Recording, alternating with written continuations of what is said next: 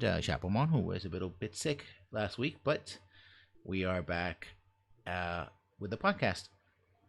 And I am much better today this week than I was. And if I sound a little bit rusty, is because I'm still sort of surviving the emotional wallop that was the ending of Far Cry 5. So I may talk about that yet again, chat, just for a little bit, and we're gonna talk also about news. And then because of Far Cry, I'm also going to talk about a subject I want to talk about some time ago, which is sort of the fan lensing effect and critics as well. You know, how critics and fans look at something and can arrive at very different conclusions. So that's probably going to be we get time to it at the end of the hour. At the bottom of the hour, we're probably going to talk about that. But first, we have some news, and among those news is PS5 might be delayed to as far as 2020. Yeah. So about 2 years from now, we may have a new console. I think that shows Sony's confidence in their current hardware and their leading position they're in. I mean, the Switch is charging ahead, but I think that Sony is calculating that they're still in different markets, right? Yeah. But it might also be pointing out to say also they also have VR out there and say, well, if we can integrate VR and VR becomes a thing, like we can extend the life of this machine. And so when the new machine comes in, boom, we got VR. Yeah, just a little, even though I think the VR trend, it might be dying down considering they put the VR on sale to $100 up for their sets. So it's interesting because if the 2020 thing is true, then this I guess generation would be only like 6 years. Although I think our last generation was just abnormally longer. It's like 8 to 10 years. 8 to 9, yeah. The 360 PS3 was abnormally large and long. The piece of news is that GTA 4 is maybe losing some of its songs. Yeah. So unless you have the physical copy of GTA 4 and you're not connected to the internet, you're probably going to keep some of the music there. GTA 4's music wasn't the best, but again, it points to the fact that we don't own our games anymore, and that because everything's connected to the internet and everything's always online, they can literally retroactively change your game experience this way. Yeah, essentially take things away that we used to have. Like literally, we paid for these things, and now they're taking them away. Because think about this for a second, chat. If you have GTA 4, say, on your console, like I had on the 360, for example, and I do not connect the 360 to my internet, that means I keep the songs because they were on the disc. I'm playing from the disc, no problem. But the moment I connect to the internet, they can retroactively disavow those songs. And of course, I think the reason why they're losing is because they lost the rights to the music. So they're not willing to keep paying forever and a day just for the same songs. But again, this wouldn't be in the past. It's like it happened like 5 or 6 years ago. Like Amazon was discontinuing books, even books you had on your own Kindle, because they could do it. They could reach into your machine and just do it. And I was like, what the heck? That's the world we're living in, right? We're living in a world where that can happen. I was gonna say, GTA. Oh yeah, GTA 4 is on Steam. So I was wondering, I don't think a PC would have gotten a digital copy. It reminds me of I think last year or the year before, Alan Wake had the same issue, except their thing was to essentially nearly give this game away for free on sale before their license lapsed and just stop selling the game completely. Yeah, but I think this issue is it's twofold. First is the rights, like, oh, your music there is, and again, I mean, it's just one set of rights. It's the music rights, which can or not be, can change, and then you have accessibility, the fact that they can actually change this, right, in a pre-existing game. That I think it's problematic. I understand the fact that rights have gone away. In other words, in the past, that meant that the company Take-Two couldn't use those songs again. You couldn't go and well, I'm gonna reuse this music for some other thing. Like, no, you can't, because that's not gonna work. And I mean, in the past, they just would have stopped printing the game, and that's that. But whoever had a copy that would still have it. So there's that. So it's again, it's the problems with digital distribution, and not everything is. I mean, I didn't like the GTA 4 soundtrack, and if they took all the reggaeton away, I would have been very happy. But that's just me. But still, I mean, it's something that I pay for it, even if I didn't like the music. It was supposed to be part of the package, so there's that. Also, news from South Korea: nearly $1 million in fines to several companies for their loot boxes / crates and how they advertise them. It really was a matter of advertising. Like they advertise a couple of things in the loot crates, but the drop probability, the percentages to actually get the items was like 1%, less than 1% in some cases. Yeah. So the fact that a market like South Korea, China, South Korea, Japan, the Asian markets, which are several, because Asia is part of a much larger continent, which is so inundated with microtransactions, right? It's basically the way things are, more or less. Not all games, but many games, especially mobile market there, and the MMOs and online games. The fact the South Korean government would take this step is just sending another signal, right? Yep. That's also, there was news last week that, or the week before, that Shadow of War, the Warner Brothers were taking out the microtransactions out of Shadow of War, which I guess it's a good. It's sort of the good thing, perhaps, of what was online, that they can go in and fix this. But then again, it's like, well, they probably made their money. After all, it's going to be anything that's any copy of Shadow of War they sell now. It's going to be at at a significant discount, probably 50% or more discount. And the people who, like I described many times before, they were never participated in the economy to begin with because they waited to play the game. So the people that they already make their money, right? And now this sounds like, oh, we heard what you were saying, so we took the thing away after a year or so about a year, I think, or more, 6 to 8 months. Yeah, raking it in. Yeah. They've earned the money, and they probably like, well, we could probably sell a little more copies now if we just announced that we're going to take these microtransactions out, and it looks good on us. So that this is going to leave a better impression on the game, I guess. Now that it's probably forgotten now in terms of just not so much the scandal, in terms of just the game itself. So, hey, something positive it can leave off, that we took the microtransactions out. Yeah. But on the other hand, and talking about another game that had microtransactions, Far Cry 5, this is not really news per se, but I just want to vent on the podcast. I'm the one hosting the podcast. I'm going to do it. It's your show. Yeah, well, it's a share show. I wouldn't do this without you. But here's the thing. Far Cry 5 is another example of wait before you buy. I saw everybody playing it. And I was like, wow, this looks great. Sure, I have my reservations about Far Cry because of this and that, but it looks a lot of fun.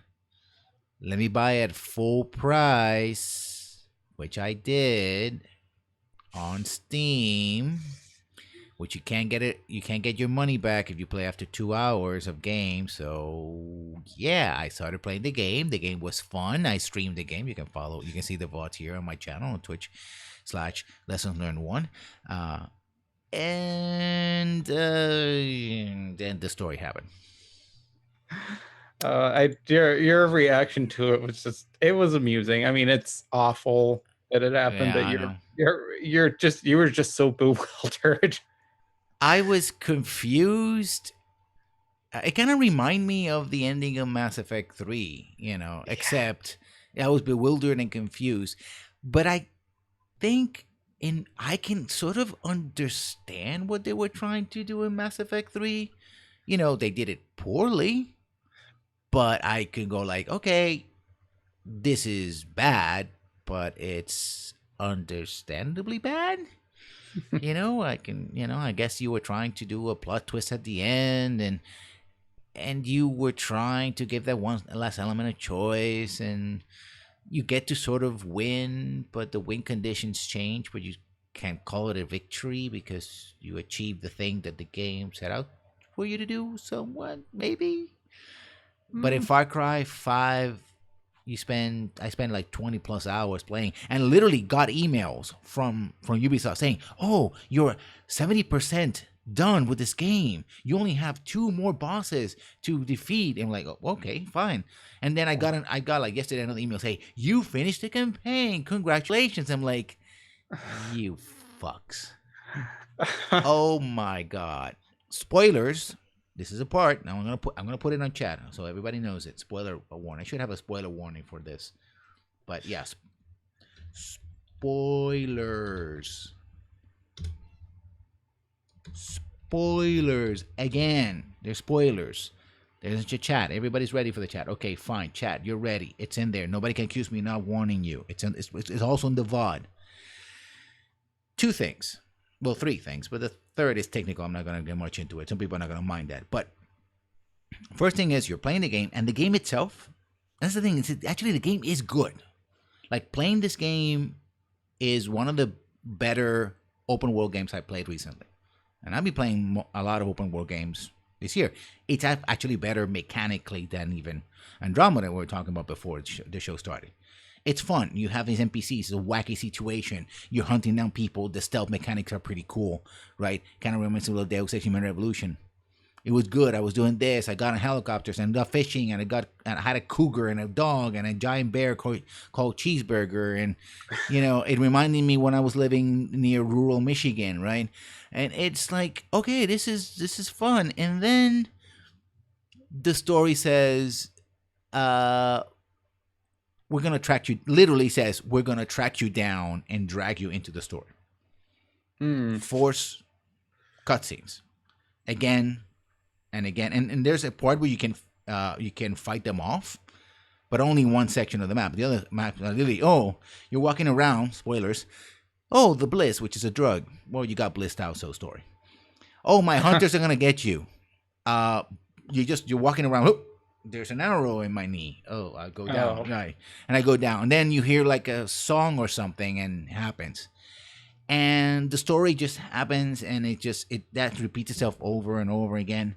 And here's the part that really ticks me off, which is sort of crystallizes the ending. It's like the story basically is, I think they took that idea from Far Cry 4 that everybody was surprised that it happened. In the beginning, when you can choose kind of like not fight, you can go, oh, I can just leave. And you leave and the game is over, right? It's like, oh, that's a cool idea. And they literally made a game around that. Like, the story is, don't play the game. Don't play the game because you're the bad guy. Your choice was, don't play the game or lose. That's what happens. You literally, there's no way to win Far Cry 5 according to the story. No way. You don't win. There's no victory condition. Even though mechanically the entire game is like, yes, we're going to let you win. Look, this is pretty cool. You shot that guy and you defeated and you achieved this, and there's fireworks and there's cutscenes where fireworks are going off. Like, oh, you liberated these people. And then it's like, yeah, no, you can't win. The good ending, you don't win. The bad ending, you still don't win. I chose the bad ending because I was like, this is an open world game and I want to see the fight. And there was a cool kind of weird boss fights thing. Okay, I did it. And then, again, spoilers. I don't know. Chabon, are you planning on playing this game? No. Okay, just to make sure. Literally, you defeat the villain. And I thought, okay, according to the themes of the game, I'm going to have a choice. I'm going to either kill the villain, do the bad things, like I'm just angry and just kill the villain, right? Or I'm going to do the lawful, rightful thing and arrest them and take him away. Well, that doesn't happen. Instead, you defeat the villain. Everybody comes back to normal because it's a weird thing with the storms and all that, and this guy's shouting about God and the end of days. And like, the moment he gets arrested, you're looking, and behind the NPCs and behind his back, a nuke goes off. Just wow. It's World War III. Nukes are falling everywhere. It's a nuclear war. It's the beginning of Fallout 4. Or Far Cry Blood Dragon or something. You run, you get into a car, this chase sequence, everything's falling and fires and all that, and you're like, oh my god, we're all gonna die. And that's the bad ending. The good ending is basically you walk away. And I'm told basically that you're so indoctrinated that you were gonna just, you end up basically being a member of the cult, whether you wanted to or not, even you were fighting them all this time, because you get captured and a bunch of things happens and you get drugged a bunch more times. But then wouldn't the nukes still go off anyways? No. If the good ending is if you don't arrest this guy, if you don't fight him, because he tells you, walk away or fight me. If you resist, you fight him, then the nukes go off for some reason. Apparently, he is sort of, I don't know, the Antichrist or something, or maybe he's an actual angel sent from heaven. I don't know.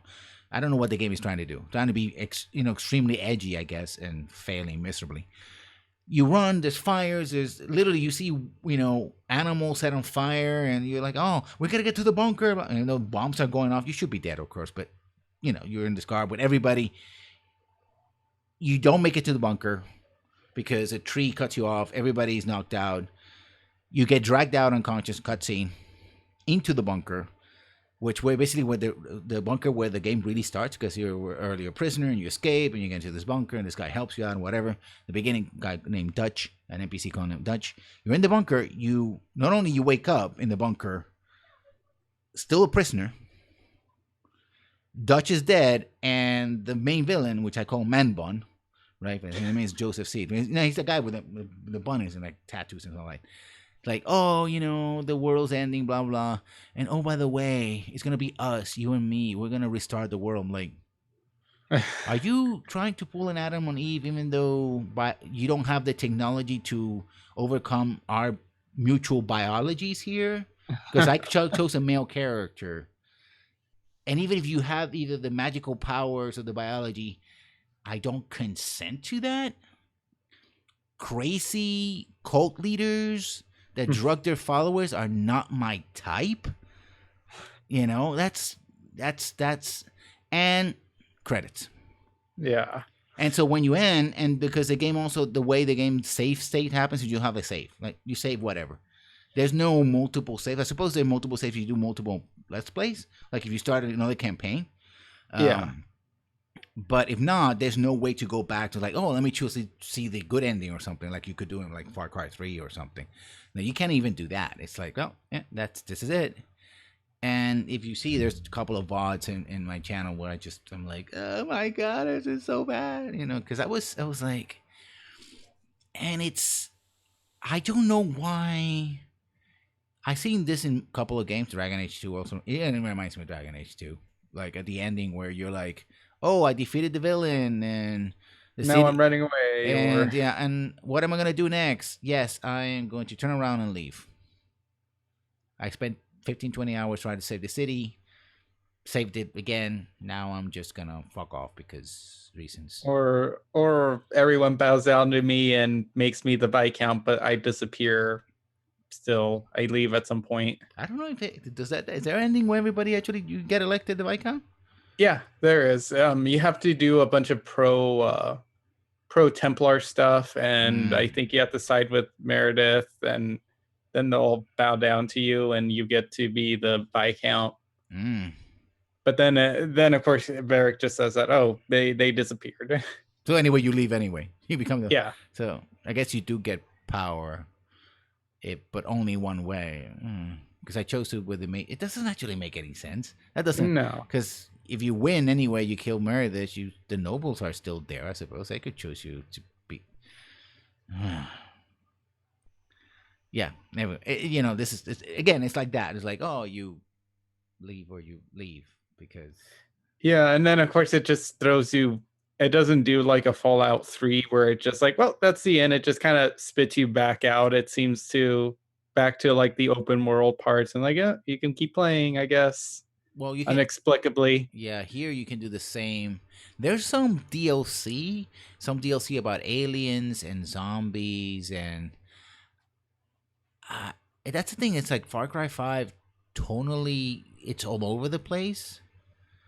Right? It's like, oh, you have these wacky adventures and these NPCs and this crazy cult, But then when the story happens, like everything's so serious. Oh my god, the end is nigh. Like I literally I was just skipping because the only way that you got the actual story was they take you prisoner, Yeah. and they take you prisoner, and they take you prisoner, and then you have to escape, but it's like they take you prisoner. So it's gonna happen. It's like, okay, this is gonna happen. And if they actually, I guess you don't really start playing the game until after you're done with the story. So I guess the best thing would be to just be done with the story early, like in the first 5 hours or so, race through it, and then actually play the game. Whether the world is irradiated or not, it doesn't really matter, but it's not good. Game designers, stop creating stories that invalidate the very things that you're trying mechanically to do. That, I mean, I guess Specs Up the Line, everybody praised it, but yeah, it's basically because it was unique, and now it's not so also much. it's also linear too, so and it has like different interpretations and here's but like it almost sounds like they're gearing up for a Broken Steel DLC.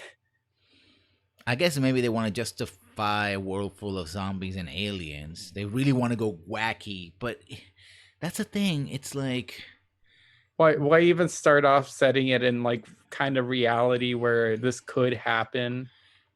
I mean, that's the thing. It's like you already have wacky elements in the game, and the way the story plays itself so seriously, so earnestly. Like, oh my god, this is dark. And the villains are so broken, and look at the horrors that we're inflicting on people, but you're really the villain, and we're trying to save them. Like, no,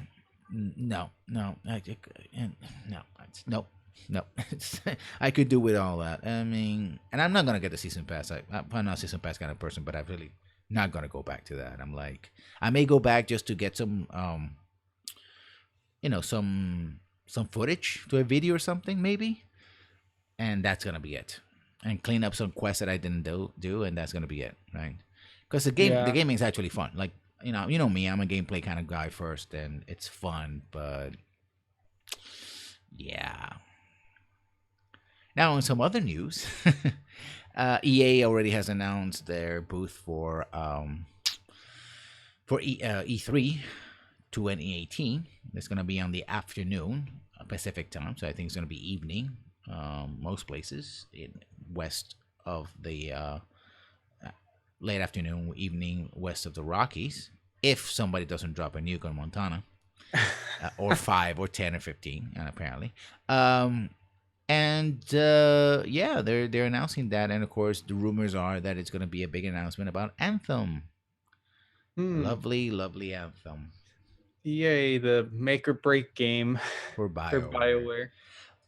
Talking about BioWare, of course, we had several interviews and even a podcast where former president of BioWare, not one of the two presidents that founded the company, the CEO, president of BioWare, said totally that EA never ever interfered with their stuff, and there were no commandments on high. It was just a matter of we told them what we wanted to do, and they would ask, "Can you do it?" Which I mean, okay, I'm gonna leave this to Chapelman. Come on, you tell me what do you think about this? Because, well, so if that's the case, then BioWare as a studio is actively choosing to follow in bad video game trends, which is kind of alarming, especially if a developer is willing to put in these very anti-consumer predatory like monetization schemes in their games, and just kind of you're adding live services intentionally. It seems bad. And then, of course, this also kind of ties into another interview by somebody who said that if it wasn't for EA, that they would have gone out of business. It's the same interview, yeah. He basically said that well, that is kind of true, but it's true because of SWTOR, Star Wars: The Old Republic. The story goes something like this. After KOTOR, BioWare essentially wanted to get into the MMO business, which in the early 2000, late teens, not 2000s, but double O's, was already a bad idea. Yeah. Because it's a Me Too thing. Yeah. Well, not literally hashtag Me Too, but yeah. And so, and why was it a bad idea for people who don't remember the beginning of the century? You were too young for that. Well, that's because everybody wanted to do an MMO. Everybody wanted to have a WoW killer, a World of Warcraft killer. And a lot of people died along the way. It was like seppuku, massive seppuku. A lot of people dumped a lot of money, millions, and probably by today's standards, collectively billions of dollars in the industry just to create an MMO that would rival or beat World of Warcraft. Never happened. Never happened. Some MMOs out there, including SWTOR, are still around, especially in the Korean market, Eastern markets. But none of them are. They basically are far more niche. I mean, if you get an MMO that has a half a million or a million subscriber or 2 million subscribers, it's a huge success, right? Didn't that game also go to free to play? I think it broke records of how fast it went to free to play.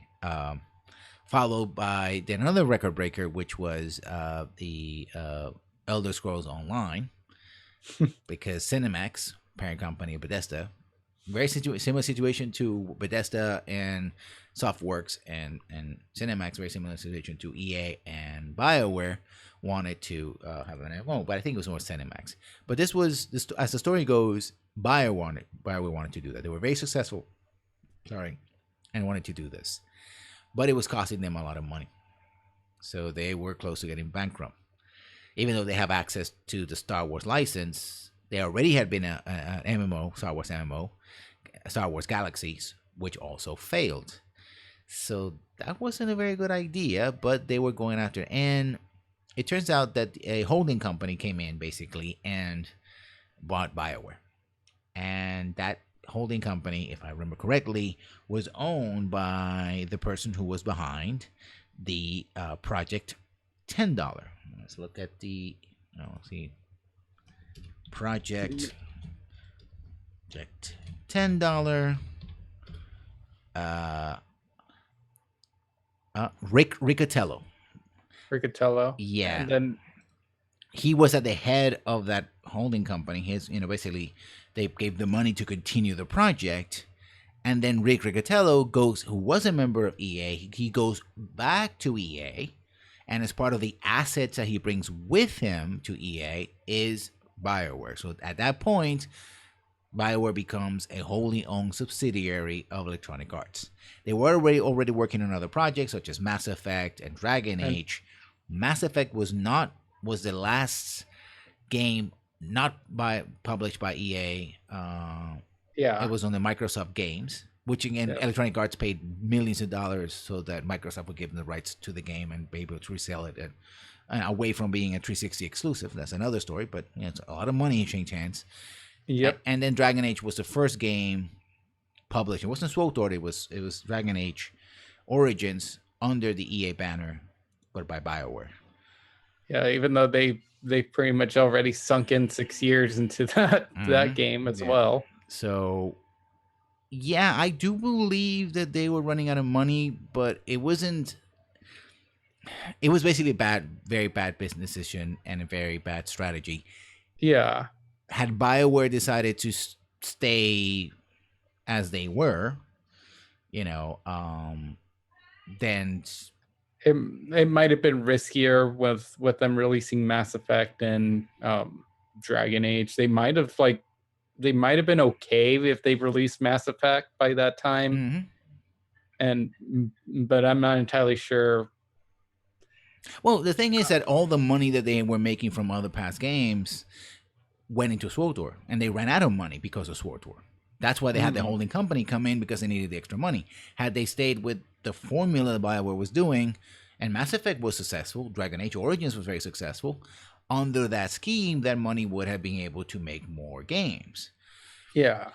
But the thing is that we know the end results of the things that happened on the EA. We ended up with a mobile game for Dragon Age, which is basically Microtransaction City. A mobile game for for actually 2 mobile games Mass Effect. For Mass Effect. A top-down shooter, which is okay with the control scheme, and then a first-person shooter. An over-shoulder shooter that you control with the touchscreen, which is never good because of the control scheme. Ironically, that game probably would do very well on the Switch today if it upgraded graphics and all that. But yeah, we never know. I don't know if EA was willing to do that, revive that. We know about Dragon Age 2 that was made in 18 months and rushed, and basically was a poster child for Rick Riccatello's Project $10, which people may not remember. Project $10 was before microtransactions really took hold in single player games. It was a time where it's like, oh, we have all these games that we're not making money of because they're being resold on GameStop. And it's like, first of all, you're not entitled to the money of a resale because it's a physical copy, and by all rights, the holder of the physical copy, if they bought the game, have a right to resell it.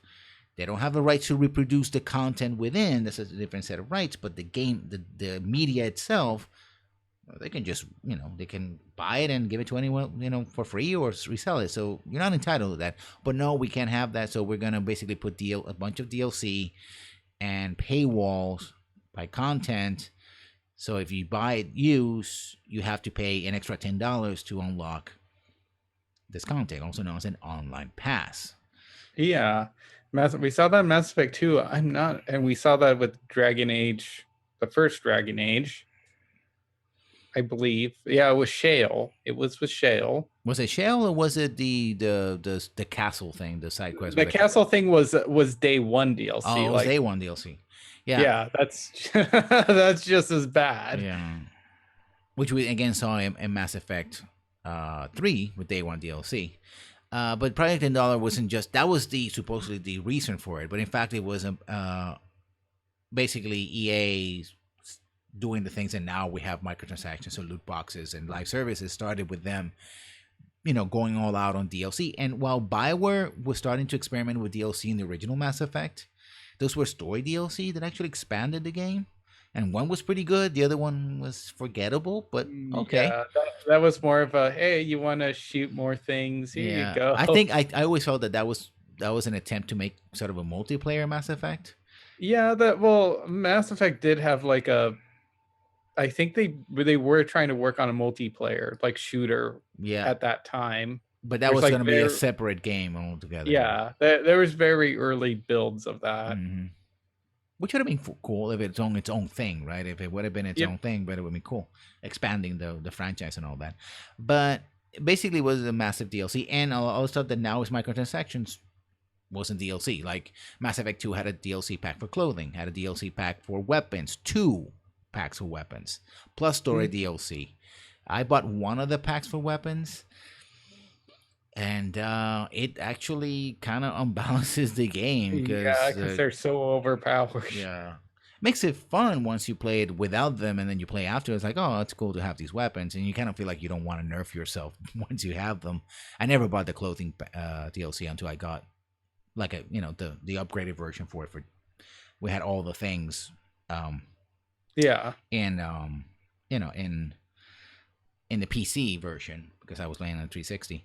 And the Dragon Age 2 Dragon Age 2 had in your home, if you went to, there were a couple of crates, like boxes, whatever you want to call them, chests. They were chests, and you open the chest, and there literally was every single magical item for every single class you would need from level 1 all the way to like level 20 or something. So you didn't need to buy any magical item ever, and you can sell all your magical items you ever got for anybody, because at least for your main character, because you should just go to chest. Oh, I'm level something. Okay, I'm just change it and sell the other thing. Like literally, these items were so overpowered that it was easy mode. Yep. And oh, by the way, for people who remember, it's like EA made a big stink about, oh, we're not doing online passes anymore. Well, usually around the time of Mass Effect 3. Like, we're not doing that anymore. Of course you're not. Because now you have microtransactions. So it wasn't a good. So tying into what, WB did with Shadow of War, every time they say, oh, we're doing this for the, because we're good to you. It's like, how about I don't believe you? Yeah, so back to what we were originally talking about was that so EA saved our skins, and they don't dictate anything we ever do. And essentially, if you guys want to take a risk with this thing, all we ask is that you do it right, and you think you can do it right, then you're more than welcome to do it. So essentially what they're saying is we are the ones for everything, like everything. Just Mass Effect Andromeda, Mass Effect 3. It's on us. Yeah. Okay, now I'm going to say my thing. First of all the things that I said, and the fact that I mentioned Rick Riccatello so many times, because almost all that stuff happened with Rick Riccatello. That just kind of... negates all that. Second, current and former employees saying stuff like this is nothing new. You almost always had mea culpas if they come, and BioWare doesn't actually even does mea. That's the thing about BioWare, is infuriating. They don't do a mea culpa. They don't say it's our fault. They're just like, well, nobody forced us into this, but they never say, well, this is a bad decision. It's like, we did it. It worked out, so fine, whatever. But other people say, oh, like the people behind Warner Brothers, Shadow of War, they're like, no, yeah, we're the ones who put it in, and we thought it was gonna be fun, whatever. But now we're gonna take it out because we learned our lesson, right? Usually, developers are the ones who take the lumps publicly, right, for stuff like this. So they get trotted out and are like, okay, you guys, tell everybody it's your fault, even though we are the ones, cutting the checks. Because listen, anybody who's worked in a corporate environment knows not only that the boss can give you direct rules, but they set the tempo and they set the work environment. They set the office politics. If you have a good boss, everybody knows it. If you have a bad boss, everybody knows this because you can see it in people's faces. You were like, oh, this is going to happen. It's like, no, you can't do that, right? Employees police themselves to avoid problems. Rarely do you have a really bad boss is a boss that, you see in movies and stuff like that, who shouts at people and stuff like that. What really happens with terrible bosses is that somebody at some point got shouted at or got fired. Everybody got the message, and now people police themselves.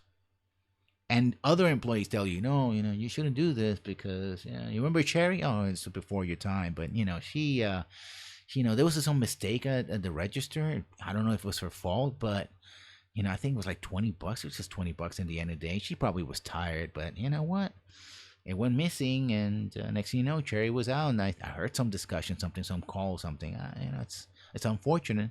Oh, Martin. Well, Martin, again, before your time, but he used to stay late, and people started talking about how much he wasted paper on the printer, because he was working line. And then I don't know, there was a memo that came down. Something I'm not really sure. I just heard about it, and that's it. And so it's especially when you have a buyout like this, you have a clash of corporate cultures.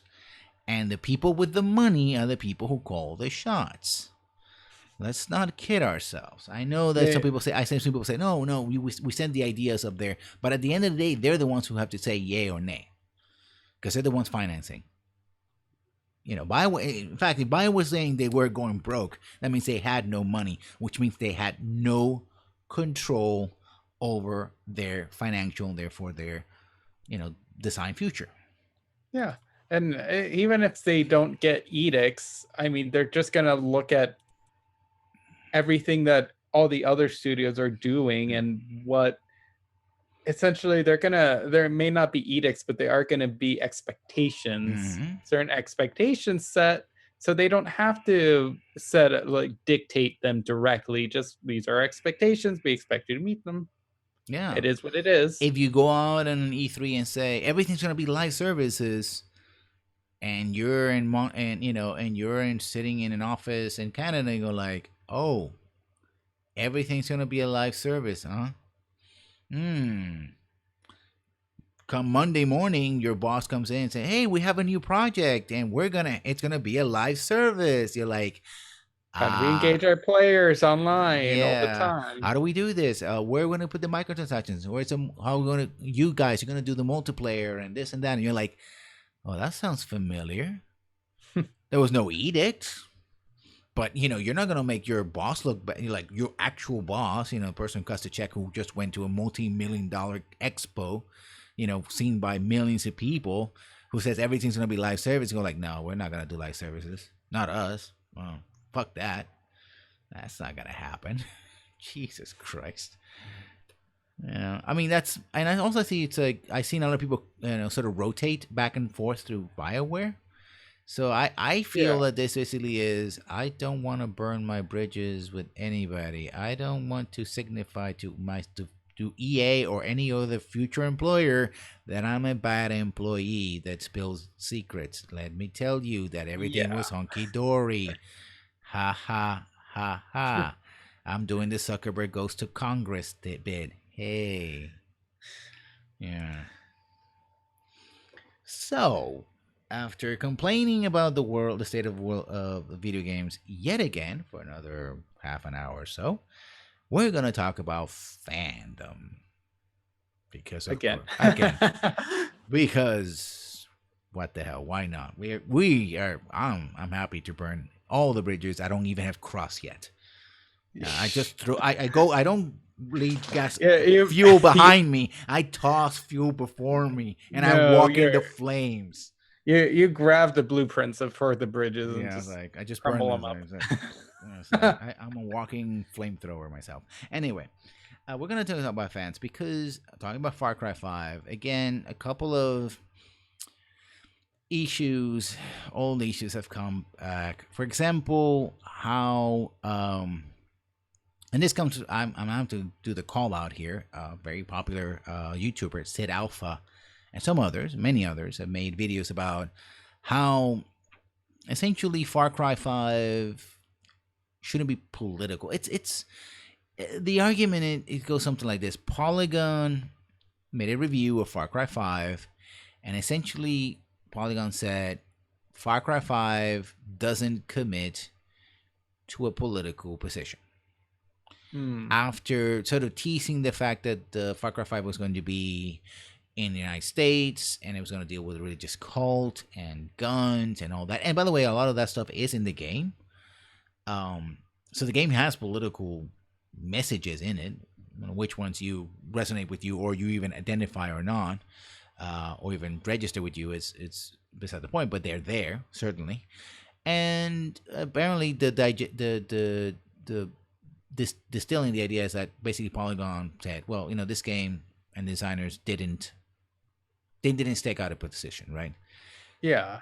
To which people like Sid Alpha and others responded, well, that's going too far. We shouldn't have to include politics in games. This is a good game and has good mechanics and blah blah blah. And so yeah, go ahead. Essentially, I see that as they played it safe. Yeah, they played it safe. Well, essentially, the theme of Far Cry 5 is potentially one right-wing groups versus other right-wing groups. Yeah. And you're the sort of side with the government because you're local police. But the reason why everything goes topsy-turvy is because the federal government intervenes. And that's what kicks off everything. And so now but you're something of a local, so you're just protecting yourself, right? Second Amendment, I have a gun, they have guns, so I'm going to shoot them because that's how it goes, right? But it does have a lot of politics. It does have commentary. It has a mention of a P-tape. So you know what I'm talking about. And Russians and some other stuff. Hilarious stuff. Some of it also has a testicle festival. So, which was actually funny the first time I saw it, if you want to spend 5 or 6 minutes watching, bovines mate, that's fine. That gets your jollies up. Good for you. It was kind of funny the first time I saw it. Although I seen it in real life, so I was like, eh. It has that. But I think basically this statement in itself was like, well, gamers don't care about that, right? And it kind of reminded me of the difference between critics and fans and why that is. And I have a pet theory about that. I think the reason why you have this big, at times, a big difference is that they're looking at the same thing but through a different lens, and they're looking at the same thing, but they're looking for different things. Yes. The critic, if the critic is doing their job well enough, they're trying to inform the audience on the qualities of the product, and they want to give you a sort of holistic view of the product. Like they want to see the good and the bad, what works and what doesn't. Yep. And then decide, okay, based on this is what the game is all about. I mean, that's what scores essentially are supposed to give you a sense of, right? It's like, oh, this, overall, this is this is a 3 out of 5 or something, in a rating, sort of compress and make it easy to absorb, right? But when you put the hat of the fan, and I recently probably in the show I was very much talking like a fan, I admitted, you're not really looking for an overall picture. What you're looking for what you absolutely, two extremes. You're looking for those things that you absolutely love or you absolutely hate. And what tends to happen is that, you go through the same process. You play the game, watch the movie, read the book. In this case, we're talking about games, so I'm not playing the game. You play the same game, have this similar experiences, right? We're all different, so we see things a little different, but not too much. And then we do the analysis. We sort of break down things into pieces. But that's where the difference happens. Because when you drill down, again, the critic wants to see, okay, all the pieces and whether they work or not, while the fan wants to validate how they feel about their first impressions. So they're going to look at the piece and says, this piece tells me that I'm right. Either if I feel that this is the best thing ever, this is the piece that shows that this is the best thing ever. If I hate this, it's the worst thing ever, this other piece is going to say,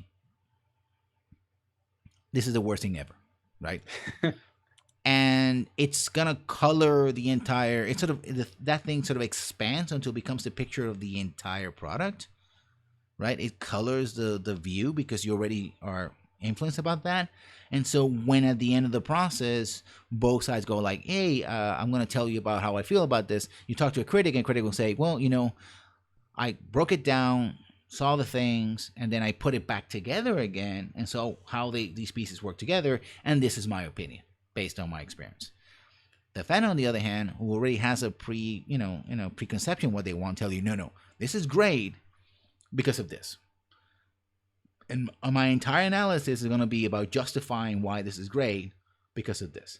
Or, no, this is awful, and this is why, and I'm going to tell you all the reasons why it's awful based on this one thing. What about these other things? No, they don't matter.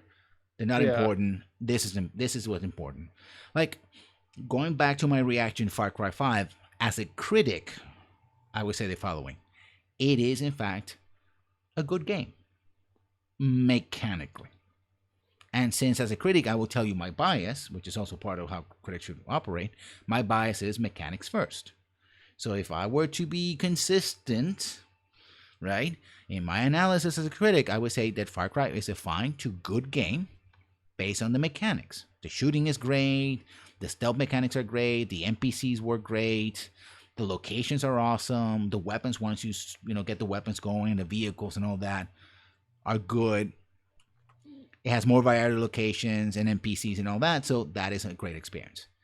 But I also tell you that the story, which is the other part of the game, clashes significantly both thematically and with the game, and sort of robs you of some of the games, right? The story and the gameplay don't really go well together. I would say, in fact, from a critical point of view, I would say it's the epitome of ludonarrative dissonance, where what you do and what you're told are in direct conflict. And not simply dissonance, and direct conflict. Overall, I would say that if you're looking for a tight, open world game, with good mechanics, this is a good game. But you have to, in order to do that, you have to ignore the story. The fan in me, on the other hand, who likes also story, who felt extremely disappointed and angry about the ending of Far Cry 3 would go like, Far Cry 3 is a complete shit, man. It's a shit show. You should never buy this. You should go to my store and slap your grandmother with this. This is so bad, man. No, don't. You see what I'm talking about? Right? Yeah. I get so focused, especially on that ending, like, oh my God, this ending is horrible, that I tend to ignore everything else. So that's, I think, in my personal example, even in myself, of how this happens, right? And the thing is, I don't see a way of bridging these two things, because the people are looking for different things, right? And I still see a lot in like forums and stuff like that. Just give me a moment. Nope. So yeah, I'll hold the show by himself now. So I kind of agree with him. With I think a lot of people fans. Go ahead. Yeah. So I think it comes in terms of like whether you want an argument based on emotion and an argument that's based on pure objective. I think a good reviewer would do a mix of the both, and as you stated, would express their biases and pretty much express this is the objective part, and this is my personal bias appeal to emotion arguments over here. And as you were talking about, I think I could sort of relate this to our favorite Dead Horse, Mass Effect 3, which I was so freaking emotional with that game that I hated the entire experience. It ruined the entire game for me, even though mechanically the game is competent. I wouldn't say it does its job. It's certainly better than a lot of games. There's small things with it that obviously I think the level design seems rushed and just so linear in sort of a bad way. I kind of hate that term, but they kind of feel small and tight, but not in a good way, in more of a get the job done kind of way, which is kind of odd because Andromeda, I think, has the opposite problem. That essentially, I thought the game was terrible. Like I was so mad at this game that I thought it was the worst game ever, even though it's not. If you don't want to appeal to the emotions, the game is competent. The story is just a letdown. Yeah. I mean, you can include that in a criticism, like say, okay, people who are looking for story, they're going to find this and this and this, who may not like, etc., right? Oh yeah, but the me from like 6 years ago would definitely not have done that. I would have been. Yeah. And I think I see a lot of this also in like fan discussions. Like, oh, this is the best game ever. Or this is not, like, people are like, I don't know why people hate this. It's like, do people actually hate this, or is it that you see any form of criticism as being hate, right? Or love, right? It's like, oh, people criticize this, they hate it. People don't criticize this, they love it. It's like, or sometimes it just becomes like I guess a meme, not so much a meme, but like a trend. Like, oh, it's fun to shit on this one game and just let's all like laugh and point at this awful game because we all think it's awful. Isn't it awful? Yeah. Also, I think part of it is also because I think the reaction comes from, like, when there's a lot of people who go to reviews not seeking a professional opinion, right, or another opinion, one of many, but rather seeking validation, right? Like, yes, I want this person to tell me that I'm right about whatever, right? And I want them to agree with me. And I think going back to the whole Sid Alpha thing and other videos is like, I didn't see anything political with this, so why are these people saying that this is political? I don't see any political. There's no politics here, right?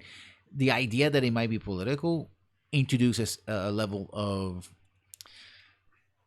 I guess, criticism again that they don't want to see or they don't want to confront, because that assumes that this might be bad. And if they like something and you tell them that it's wrong or weak or whatever, then in many ways you're telling them they are bad. Yeah, and I don't understand what's people's issue with a game being quote unquote political, Mm-hmm. because I think there's a difference between something being like, say, politically, like political propaganda, like trying to say, hey, the government is always good and you should always listen to the government, listen to our president, no matter who that is, Mm-hmm. because he's our president. It's our system. Or versus like, oh, the government's evil. You gotta like never listen to them, go buy a bunch of guns and a bunch of food and prepare for like, like The trying to collapse. overtake the government. Yeah. I versus, someone bringing up, hey, maybe these policies have pros, these policies have cons. We should look at it. Let's think about it. Let's see how it affects people. Like, what is wrong with trying to induce thought into people? Like, Mm-hmm. that's sort of something I like about video games, is that you can raise moral quandaries, and maybe you may not necessarily always solve them, but you get your audience to think about it.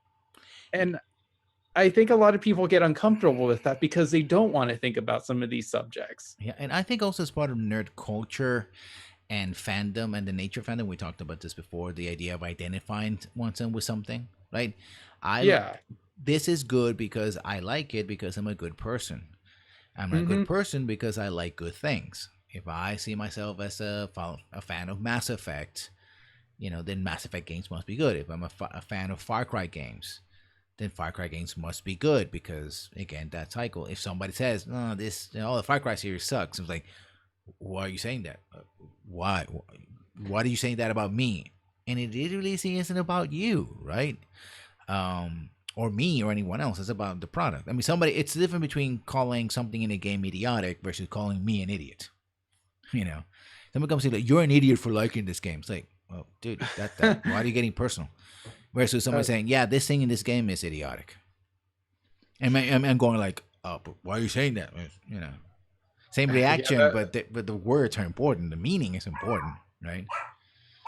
And the barking that, as well. Yeah.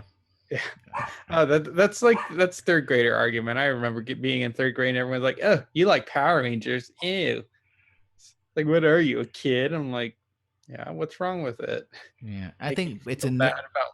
Yeah. it's a nerd culture that says because you like kind of things and people don't like it, then you have to be protective about it, right?